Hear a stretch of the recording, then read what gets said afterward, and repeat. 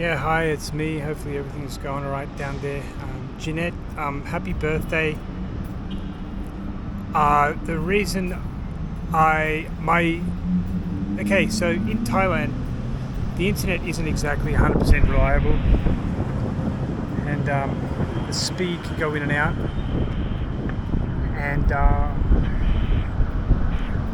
you try to call, but it just doesn't work sometimes. But also, just the other issue was when I went to call, Skype is out. So the problem with that is that I have to go by credit, and my Australian debit card does not necessarily work in Thailand all the time. Sometimes it does, sometimes it doesn't. And I keep asking National Australia Bank why that is, and they can't really tell me. They just say it comes down to security and threat risks and all this, and they don't really, they're not going to get into it too deep. The call center guy, they don't know. So it doesn't necessarily work. So sometimes I just can't access the internet. I can access email, but sometimes it won't send. But I'm going home. I check the internet soon. It might work. But yesterday I was just going through some hard stuff because my PhD stuff, it's actually higher degree in research, and that's what it's called with Griffith University, HDR. Actually, it's Australia-wide acronym.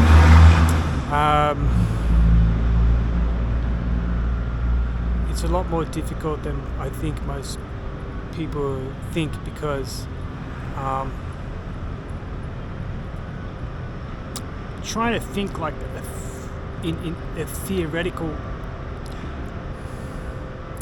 I think for science, math, things are very different, but I think for things that are more arts, philosophical, it's so open to extreme interpretation. But just the volume of papers out there, they sort of are always, critical of each other, comparative, but still critical, or they're not really, some to diverge, some converge, and it's like when you read through them, you just can get lost in it, especially if you haven't read them your whole life. I think it take forever to get used to this stuff, I think. And I've even had emeritus professors, vice presidents of University of Australia tell me, it's a complete shit show half the time. It's all academic rigor, but still, it doesn't really go anywhere. It doesn't lead anything. So I'm trying to get help from Griffith, but I can't do it. I can't do the part-time schedule, which is 2 courses a semester.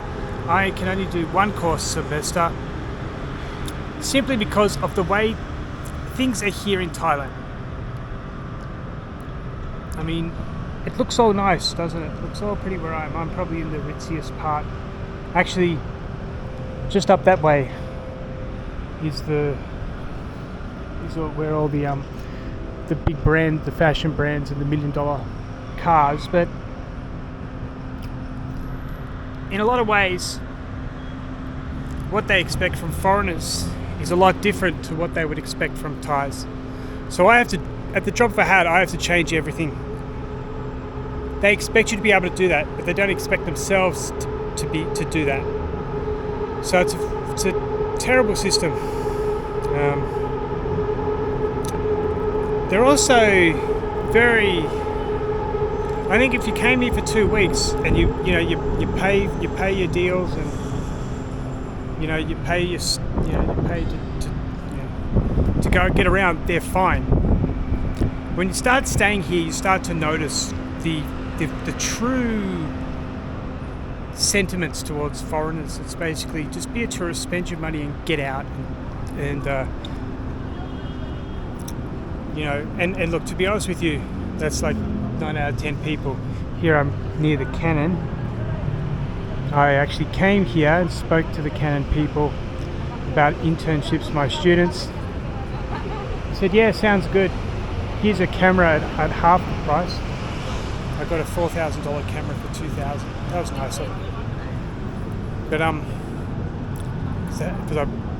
But anyway, getting back to it, because I was thinking about making more videos, but it gets a bit difficult. But the thing was that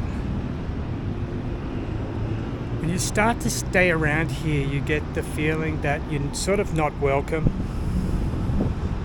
You are I don't know the word in English, I know the word in Japanese, but it's like you're peripheral to the needs of Thai people, even though probably 50% of their economy